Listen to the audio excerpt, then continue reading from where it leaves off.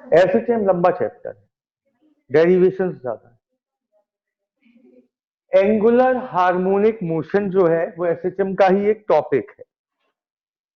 इसे समझने के लिए आपको पहले दो चीजें मालूम होनी चाहिए। सबसे पहली चीज,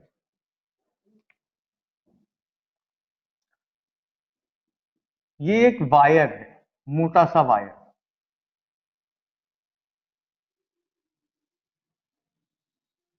इस वायर से ये कोई भी एक ऑब्जेक्ट हमने हैंग कराया, डिस्क हैंग करा दी। अब हम इस वायर को अगर ऐसे घुमाएं, रोटेट करें, डिस्प्लेस नहीं करें, क्या करें, रोटेट, जिसे बुंदेलखंडी भाषा में कहते हैं ऐंठना। इसको ऐंठें और रिलीज कर दें तो क्या होगा, ऐसे घूमेगा, इसी तरह से मूव करेगा, आगे जाएगा पीछे, आगे पीछे। डिस्क को, वायर अटैच है डिस्क से, डिस्क को हमने पकड़ के ऐसे ऐंठा, थीटा एंगल से ऐंठ दिया और रिलीज किया, तो जितने एंगल से ऐंठा होगा उतने एंगल से घूम के दूसरी साइड जाएगी, फिर वापस आएगी। इस मोशन को क्या कहते हैं, समझ में आई बात? बॉडी को डिस्प्लेस नहीं करना है, ऐंठना है, ट्विस्ट करना है। ठीक, जब हमने इसे ट्विस्ट किया, जब हमने इसे ट्विस्ट किया तो हमने क्या फोर्स लगाया कि टॉर्क? याद करो, जब हम किसी चीज को रोटेट कराते हैं तो हम टॉर्क लगाते हैं। किसी भी चीज को रोटेट कराने के लिए क्या लगाना होता है, टॉर्क। टॉर्क का फॉर्मूला क्या होता है, एक्सटर्नल टॉर्क का फॉर्मूला होता है टॉर्क इक्वल आई एल्फा। आई होता है मोमेंट ऑफ इनर्शिया और अल्फा होता है एक्सेलरेशन। जो आपको पढ़ाया गया था रोटेशनल मोशन में। जिन लोगों ने रोटेशनल मोशन पढ़ा है उन्हें मालूम है, और जिन्होंने नहीं पढ़ा है वो इस चीज को अभी याद कर लो कि जब भी किसी चीज को आप ऐंठोगे तो आप कितना टॉर्क लगाओगे, आई अल्फा। और जब रिलीज करोगे तो उसे वापस कौन लाएगा, रीस्टोरिंग टॉर्क। जब रिलीज करोगे तो उतने ही एंगल से वापस कौन घुमाएगा, रीस्टोरिंग टॉर्क। इसका फॉर्मूला होता है माइनस का के थीटा। ये आपसे पहले आप में से किसी ने नहीं देखा था। रीस्टोरिंग फोर्स का फॉर्मूला होता है टॉर्क इक्वल माइनस के थीटा। थीटा सबको मालूम है, जितने एंगल से आपने घुमाया। के क्या होता है, टॉर्जनल कांस्टेंट। के का नाम है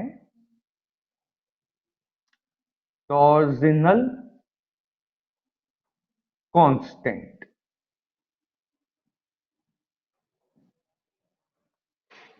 ये टॉर्जनल कांस्टेंट ये बताता है कि कोई चीज कितनी आसानी से ऐंठ जाती है।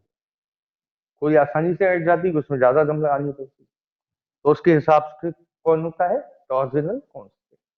ठीक है, तो बाहर से आपने कितना टॉर्क लगाया, आई अल्फा, वापस कौन लेके आया, ठीक, तो आई अल्फा बराबर किसके हो जाएगा, माइनस का के थीटा।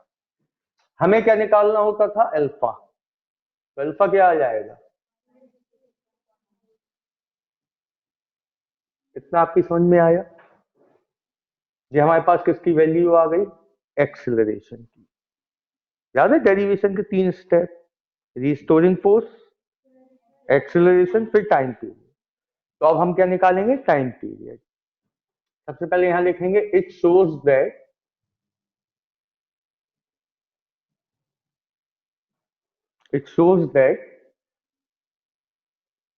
बॉडी या system is in angular harmonic motion. जब प्रूव हो जाए कि acceleration directly proportional minus of theta, तो ये किसकी कंडीशन है? एंगुलर, ठीक। In angular harmonic motion time period is given by 2 pi under root displacement की जगह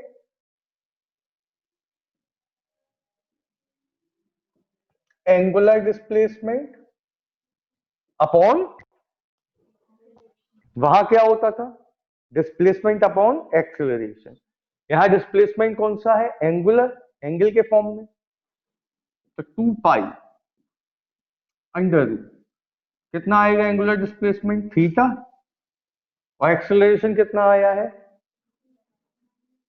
के थीटा बाय आई। माइनस तो नहीं लेंगे, थीटा से थीटा कैंसिल, टाइम पीरियड कितना आ गया?